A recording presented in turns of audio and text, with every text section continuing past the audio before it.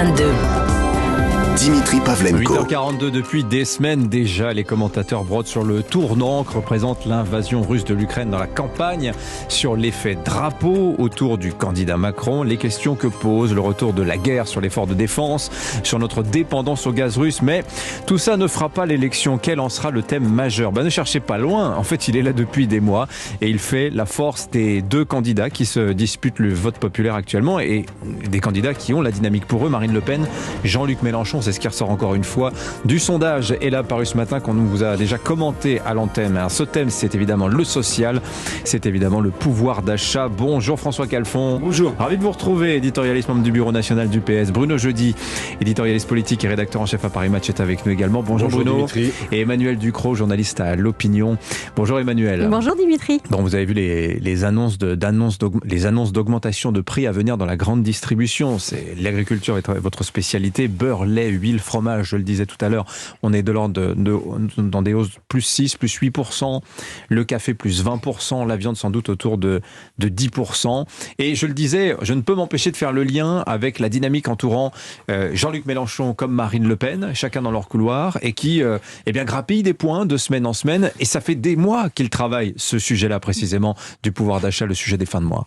Oui, mais c'est un sujet qui n'a hélas pas de solution politique à court terme. Quand vous avez absolument toutes les composantes de la chaîne alimentaire qui se renchérissent, du bord du champ à l'usine de transformation, à l'emballage, au transport, à la logistique, voilà, comment dire, il n'y a pas de solution. À chaque étape de la production de notre alimentation, tout coûte plus cher. Le carburant, ça se répercute absolument partout, ça fait monter les matières premières, ça fait monter absolument toutes les composantes. Et donc, voilà, vous pouvez faire le constat que les prix augmentent en magasin, mais une fois que ça est fait, soit on pioche dans la poche de l'État, mais il n'y a pas vraiment de solution de fond. Le gouvernement vient de dire pourtant qu'il faut rouvrir les négociations commerciales entre producteurs et distribution qui se sont achevées début mars, là, il y a 3 semaines. Il faut rouvrir ces négociations parce que les prix sont déjà caducs. Ben oui, parce qu'en fait, entre le 23 février et aujourd'hui, par exemple, les cours du blé ont pris 36%. Ceux du gaz ont encore pris 86%. Le maïs, 20%. C'est la même chose. Et gaz, puis, 86%. Ouais, pour toutes les productions animales, l'alimentation coûte plus cher et donc c'est que ça, par exemple dans un poulet, l'alimentation c'est 80% du prix du poulet. Donc quand votre blé augmente de 36%, ça renchérit le poulet d'autant. Ce qui veut dire que tous les prix qui ont été négociés entre les fournisseurs de la grande distribution et la grande distribution, ils ne veulent plus rien dire. Oui. Ça ne tient plus compte du coût réel de production. D'autant que la loi Egalim 2 ancre dans la loi le fait que quand des prix des matières premières agricoles augmentent, on ne peut pas négocier. On est obligé de l'accepter maintenant. C'est automatique. On a pour trop fait pression sur les producteurs et c'est terminé. Maintenant, c'est plus négociable ça. Alors ça n'est plus, cette partie-là, elle n'est plus négociable. La partie matières premières agricoles ne l'est plus. En revanche, toute la partie du maillon d'après, c'est-à-dire l'énergie, la logistique, les emballages, ça reste négociable. Et on sait que par exemple, les emballages en aluminium ont monté entre 50 et 80% et qu'il devient même difficile de les trouver. Donc on le voit, ça coince d'absolument partout, ça bloque d'absolument partout dans notre chaîne alimentaire. Ouais. Et évidemment, ça se ressent au moment de passer à la caisse. Bruno Jeudi, alors, comment vous interprétez politiquement ? Est-ce que vous croyez que j'ai raison quand je dis que sans doute la dynamique entourant Jean-Luc Mélenchon comme Marine Le Pen, qui gagne des demi-points de semaine en semaine, un plus 2,5 je crois pratiquement pour Marine Le Pen en l'espace de 3 semaines, à peu près autant pour Jean-Luc Mélenchon, qui est là situé à peu près aux portes du second tour, il serait 3e. Pensez-vous que ce soit le fait d'avoir labouré ce champ-là du pouvoir d'achat pendant des semaines qui porte ses fruits là ? Je dirais vrai et pas vrai. Ouais. Vrai parce qu'effectivement c'est un sujet qui est qui est dans le décor de la présidentielle depuis quasiment la rentrée dernière, puisqu'on savait, il y avait déjà à l'époque, Marine Le Pen a fait le choix très tôt du pouvoir d'achat, contrairement à Éric Zemmour qui dans sa pré-campagne était parti sur immigration, grand remplacement, identité. Elle s'est accrochée à ce sujet qui était déjà quand même parmi les sujets les plus importants et qui maintenant a fait un bond. Donc ça c'est vrai. C'est également le cas pour Jean-Luc Mélenchon qui lui, de manière plus... On lui dit décret, si je suis élu premier jour, SMIC à 1400 net, blocage des prix. Oui, alors c'est ce que j'allais vous dire, pas avec les mêmes méthodes, mais tous les deux ayant pris le pouvoir d'achat comme sujet rassurant pour leur cible électorale. Après, Marine Marine Le Pen a aussi d'autres cordes à son arc. Oui, évidemment, mais voilà. Aujourd'hui, il bénéficie aussi, j'allais dire, de la fin de l'effet drapeau qui s'estompe. C'est-à-dire que on voit bien, c'est un peu comme la marée basse là. Oui. Elle commence à descendre pour. Mais vous l'aviez dit la dernière fois. Vous nous avez dit oui, mais il est tellement haut qu'il va sûrement brûler un peu de capital politique pour faire des propositions un peu clivantes. La retraite à 65 ans, par exemple, la réforme de l'école. Bien sûr. C'est exactement ce que vous nous avez dit la semaine dernière. Forcément, il paye un peu ça cette semaine. Sauf que on voit bien que les prix sont quand même en train de flamber. Et là, on va passer à une autre étape. Et alors, je ne sais pas si ce sera avant ou après la présidentielle, mais pour une grande partie de la population, et notamment les couches les moins aisées, on va passer de la prime carburant pour certains foyers à la prime survie, parce que c'est des prix très importants, ce que vous indiquez là. Et ça va avoir des conséquences énormes dans les mois qui viennent. Bon, François Calfon, on a vu que le gouvernement a mis énormément d'argent sur la table. Si on met un petit calcul, on est à 40 milliards pratiquement. Si vous prenez les 25 milliards d'aides annoncées par le gouvernement depuis le mois de septembre, plus les 15 milliards de pertes d'EDF, c'est autant que le quoi qu'il en coûte en 2020. On dit que le président de la République protège les Français. Moi, je dis qu'il les expose sur la question du pouvoir d'achat. Et encore avant trentaine, il y avait Gabriel Attal qui était là. Donc, nos auditeurs écoutent. Est-ce qu'il y a une seule mesure, finalement, d'exception, d'urgence, avec les recettes effectives des profiteurs de la crise du Covid, on sait qu'il y a 5 milliardaires qui disposent autant que 27 millions de Français. Le bon sens voudrait qu'il y ait une taxation exceptionnelle des super profits du Covid, pour protéger les Français.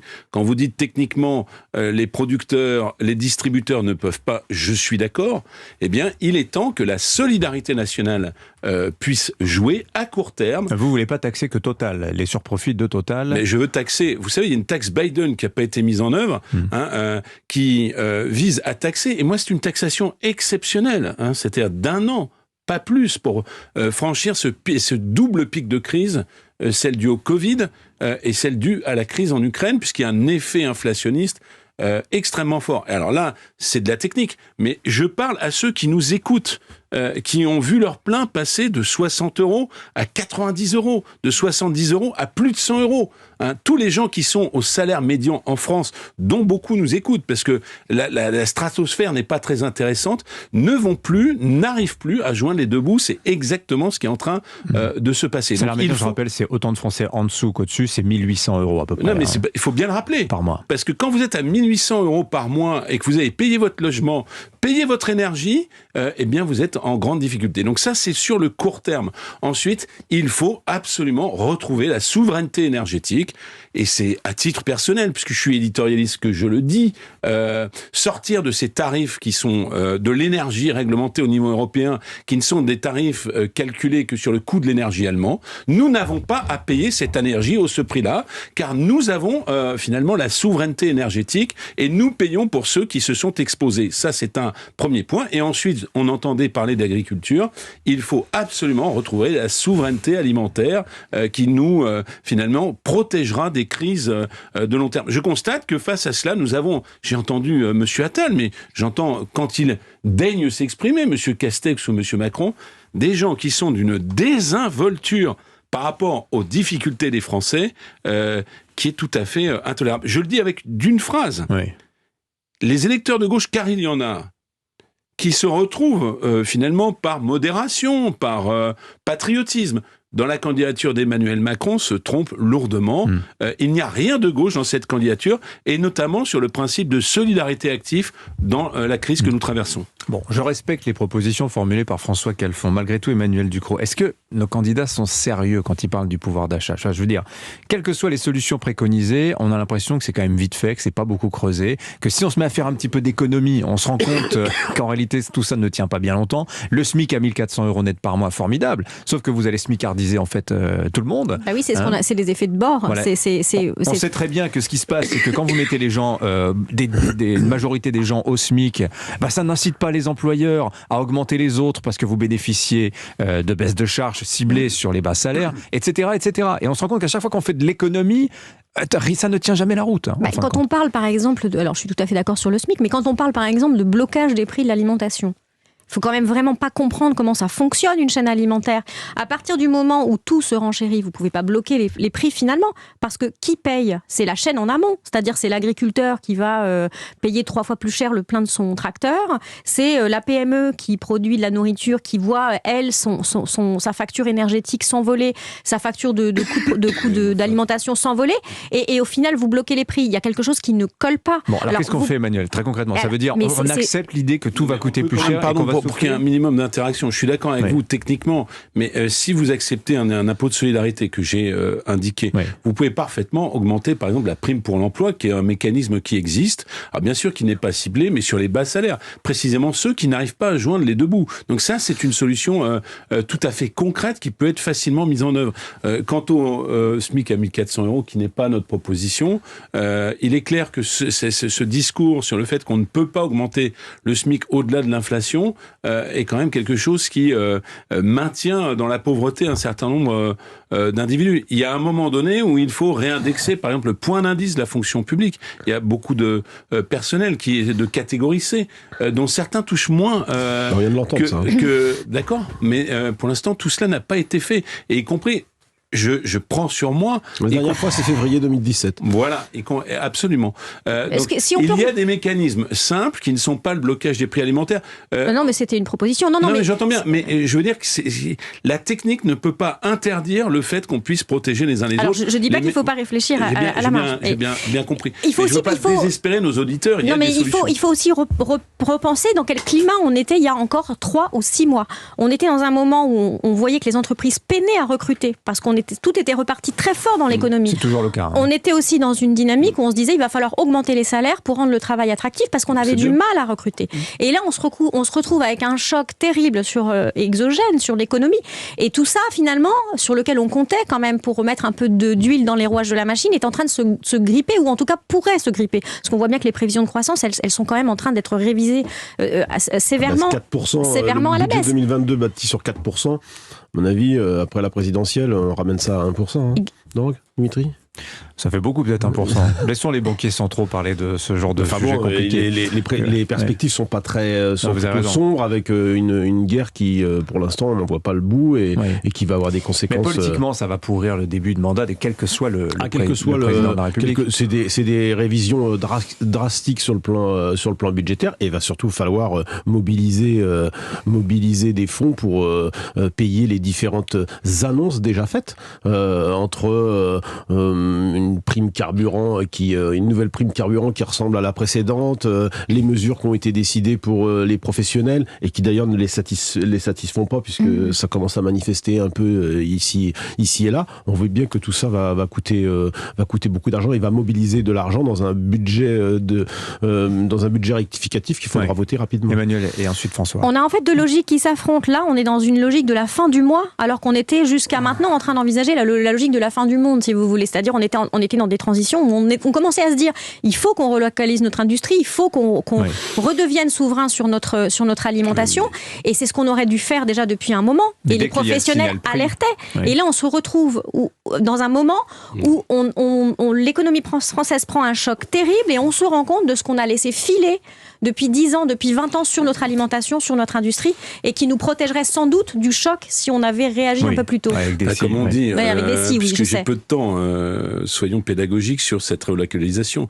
Dans ce quinquennat, on n'a jamais eu un déficit du commerce extérieur aussi important. Donc, moi, j'aime bien tous les colloques de Monsieur Le Maire. D'ailleurs, parfois, je me retrouve dans ses accents. Mais les faits sont têtus, comme disait un célèbre homme politique. Et les faits, c'est qu'on sera à plus de 100 milliards de déficit du commerce extérieur en 2022. On était à 90 milliards la dernière fois, et que ce gouvernement est celui de l'échec de la souveraineté industrielle et alimentaire. Le seul facteur positif dans notre balance commerciale sont les ventes d'armes, puisque nous sommes devenus le 3e exportateur d'armes, et que tout cela va continuer. Vous oubliez les vins et spiritueux, François. Ah, c'est vrai, ça marche bien ça. Et les avions, on en vend quelques-uns quand même. Merci à tous les trois. Bon, on n'aura pas trouvé la solution aujourd'hui, mais enfin, elle est éminemment complexe. Merci à tous les trois. Alors, on se retrouve la semaine prochaine. François Calfon, Emmanuel Ducrot et Bruno Jeudi. Bonne journée à tous les trois.